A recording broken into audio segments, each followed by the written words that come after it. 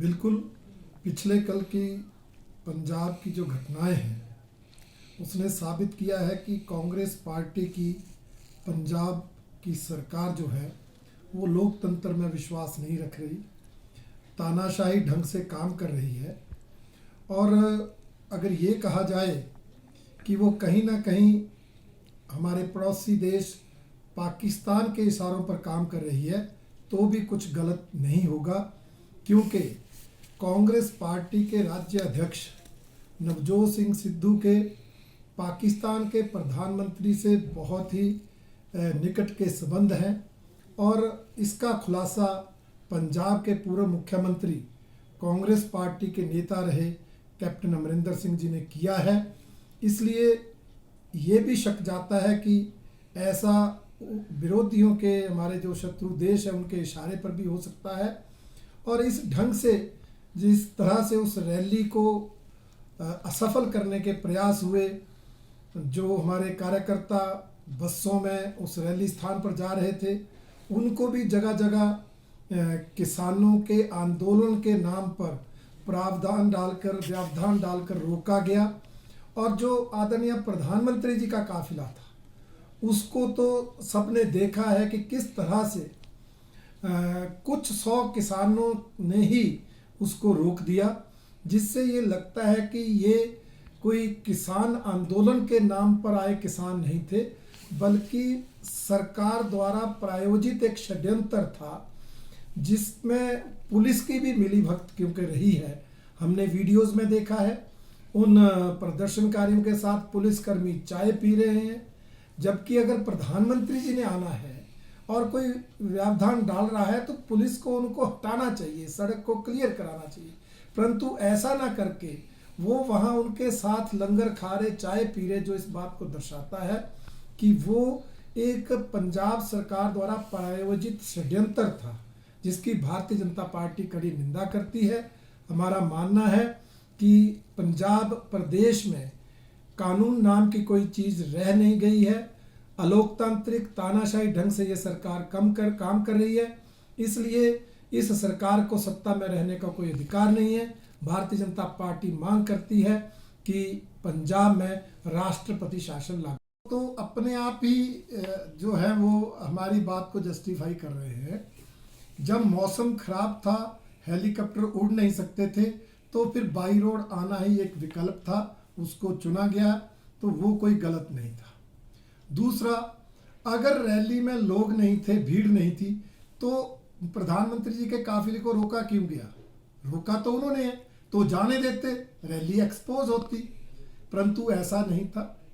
वहाँ रैली स्थल पर भी बहुत ज़्यादा भीड़ थी और उसके अलावा मैंने जैसे शुरू में कहा कि जो भी रास्ते रैली स्थल को जाते थे, हर रास्ते पर किसानों के नाम पर आंदोलनकारियों ने रास्ते रोके थे और हर जगह भारतीय जनता पार्टी के लोग, कार्यकर्ता जो बसों में जा रहे थे उनकी बसें रोकी गई थी। परंतु उसके बावजूद भी रैली स्थल पर भीड़ थी। इसी से घबरा कर कांग्रेस ने ये षड्यंत्र रचा है जिसकी भारतीय जनता पार्टी कड़ी निंदा करती है। देखिए, आप सब जानते हैं हमारे प्रधानमंत्री जी कोई भी बात निरर्थक नहीं करते, उनकी हर बात का कोई ना कोई अर्थ होता है। प्रधानमंत्री जी किस रास्ते से जाते हैं, किस रास्ते से जाना है, वो पहले से तय होता है और गोपनीय रहता है। परंतु पंजाब में ये जो काफिला बाई रोड गया उसकी जानकारी कैसे लीक हुई, ये भी एक प्रश्नवाचक चिन्ह है।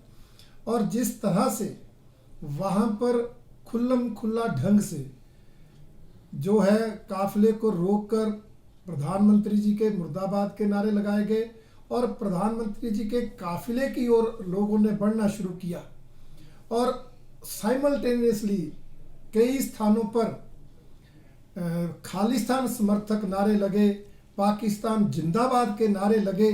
उसके वीडियोस भी हमने देखे हैं। उससे स्पष्ट होता है कि प्रधानमंत्री जी की जान को खतरा था। उस समय ये जो निर्णय लिया गया कि काफिला तुरंत वापस आया और एयरपोर्ट से प्रधानमंत्री जी वापस गए, ये बहुत ही सही फैसला रहा जिसके कारण उनकी जान बची है।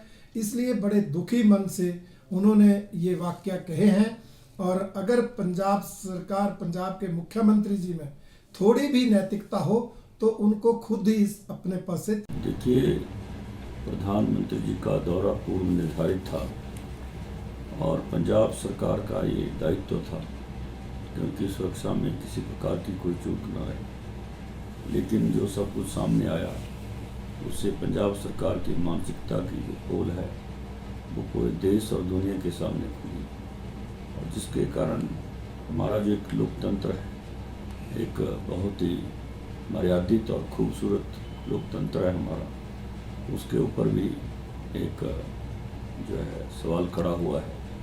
क्या दलगत राजनीति से ऊपर उठकर हमको लोकतंत्र को बचाना होगा, ये प्रश्न खड़ा होता है। और प्रधानमंत्री किसी पार्टी के नहीं, प्रधानमंत्री सबके हैं, सभी किसी भी पार्टी का लेबल उनके ऊपर नहीं लग सकता।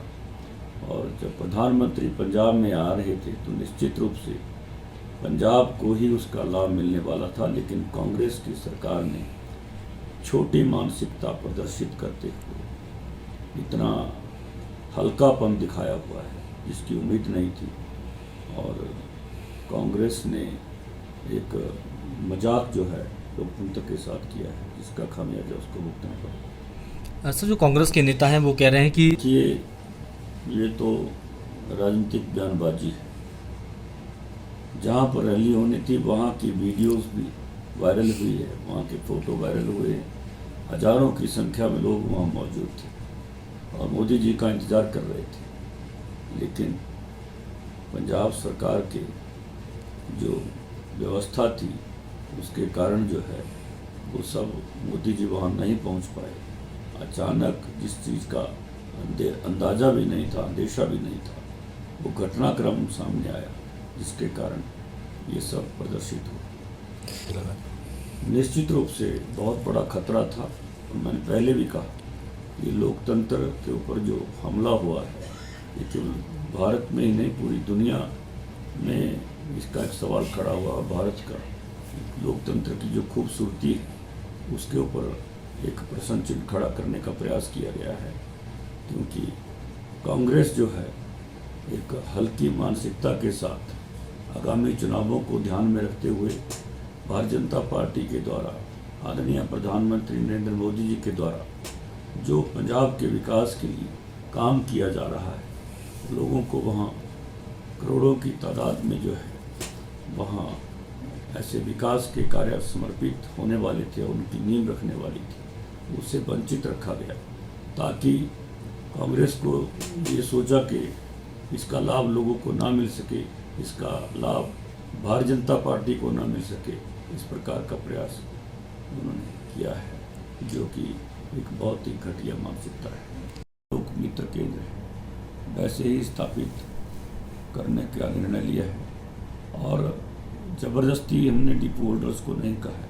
अगर वो कर सकते हैं, अपना सकते हैं अपने फ़ायदे के लिए, समय भी निकाल सकते हैं, तो वो इस काम को कर सकते हैं। वहाँ बिजली के बिल भी जमा कर सकते हैं, अन्य बिल भी जमा कर सकते हैं, और जो भी काम एक लोक मित्र केंद्र पर होता है वो सारे काम वहाँ कर सकेंगे। इस प्रकार की व्यवस्था की। सर देखिए, अब नेटवर्क जो है इसके बारे में तो एक प्रॉब्लम है, इसके लिए कुछ कहा नहीं जा सकता। कई बार नेटवर्क डाउन होता है तो निश्चित रूप से उसमें बाधा तो आती है, लेकिन ये सभी जगह बैंकों में भी होता है, अन्य जगहों में भी होता है, इसका डिपो में होता है, ऐसा नहीं।